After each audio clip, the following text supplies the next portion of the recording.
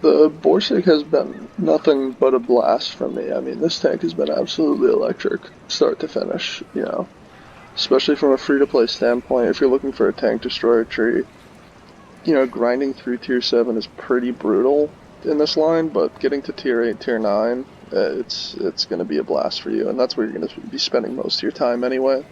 So I would definitely recommend going down that way. Um, in Borsig's case, I mean, up to tier 5, you're not doing too bad. The Shug is fine. It's tier 5. You're going to spend 15, 20 games here, whatever. Um, the Stug 3 isn't bad either. I would recommend getting the good gun just to grind out the Stug G. It's gonna make your life just marginally easier.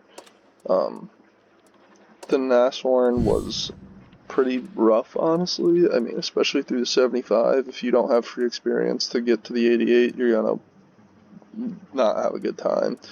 Just having 135 alpha on a tank destroyer is criminal. It's really hard. You can't make any trades. Not that you should be looking to trade with this tank anyway. But I mean, you would think you were supposed to with a garbage camo rating like that. You can't do anything. Um, can't do anything about it. Is what it is. You get up to the 88, the good one, and 203 millimeters of pen, 240 alpha. That's serviceable. It's an accurate enough gun for how much pen you have at tier 7. You can shoot through the front of, just about anything at tier 7. If you get into tier 8 matchmaking, tier 9 matchmaking, it's going to be a tough time, but the gold rounds don't really do anything for you. That's the only problem. 237 versus 203, they might as well be the same round. Although I think it's APCR, right? Yeah, so at least you get the extra shell velocity if you want it.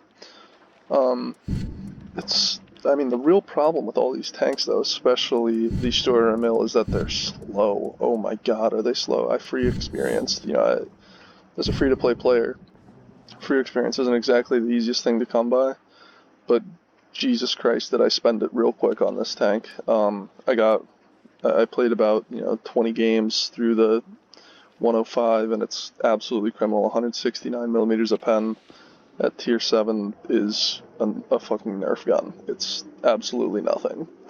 If you're gonna fire gold the whole time, whatever, it's 300 alpha. It's not like you're chunking people. Fucking 227 millimeters of pen. You can go through most tier 7 tanks frontally. I'm talking heavy tanks. Obviously, you can punch through medium tanks with 227 millimeters of pen at tier 7, but I mean, if heavy tanks are angling their armor, most of the time you're going to be able to make 227 millimeters of pen work. But Jesus, I mean, the problem is that this tank's a slug. It's got no armor. It's still big, though, for how little armor it has, and it's slow as balls. I mean, what's the power to weight on this thing? 8.96? Are you kidding me? Yeah, I mean, turbos, by the way, turbos are almost mandatory on all of these tanks. They're so brutal without any sort of speed increase. I mean, if you want to run 105 octane fuel, I wouldn't even call you crazy. It is what it is. The ground resistances will get better with the suspension, and you'll move a little quicker. I mean, it's 10 horsepower. Really, who cares if it's 10 horsepower? But, grinding through this thing is just is what it is, and that's a nightmare. So, I free experienced the 128 after a couple games. I tried, you'll have the radios, by the way, from prior tanks, but I tried grinding through it a little bit, and it's just absolutely not worth it. If you're free to play, this is going to be your this is going to be your challenge.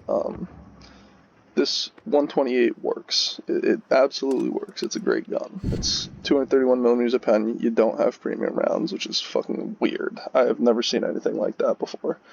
490 alpha plays, 231 millimeters of pen plays. The DPM's fine. The dispersion's kind of inaccurate, but it's fine. And the aiming time's good. So, I mean, if you want to grind through the fucking 58,000 experience to get this thing, and then on top of that, in a slow armorless tank, grind the extra, however, I think it's like 100 and change to get the Borsig, or maybe it's 70,000 and change to get the Borsig, go ahead. But this is where it really starts to pick up. The Borsig is a blast, even stock. I mean, I'm playing this thing, the upgraded engine is like fucking 1,000 experience, so you'll have that after game 1. This takes a little while longer, but I would recommend getting the suspension first. It's gonna increase your ground resistances. You'd hate to grind that 63,000 experience with a tank this slow. And I mean, it's not, you know, you're not still playing the shorter mill by any means, but the power to weight is not great. The top speed is not great. It's, what is it? What do we got here? 39. That's not great. Definitely gonna want to take a turbo on this. You need the horsepower. Frankly, I wouldn't blame you if you're gonna take a fuel filter directive just to crank up the engine power a little bit. I mean, what do I get there? I get an extra half of a power to weight ratio unit. I mean, that's good. I wouldn't blame you for doing that. The 12.8 is phenomenal. It's one of my favorite guns I've ever used, free to play at least. I mean, if you want to compare it to just about anything, you know, what do we got? We got the Soviets, the Soviets.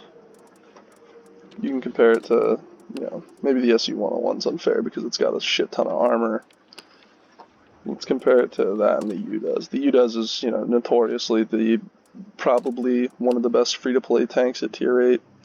I would say because of that, Jesus, 288 millimeters of standard pen. And do not be fooled. You're not getting that here. But what you are getting is 490 alpha with a great aim time at, 0.35 dispersion. That's great.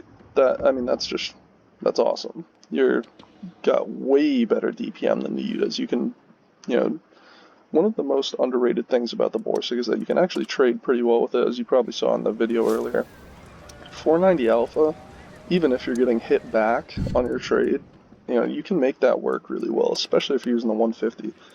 But if you're not, it doesn't particularly matter. The point stands that, this gun competes with just about anything in the game.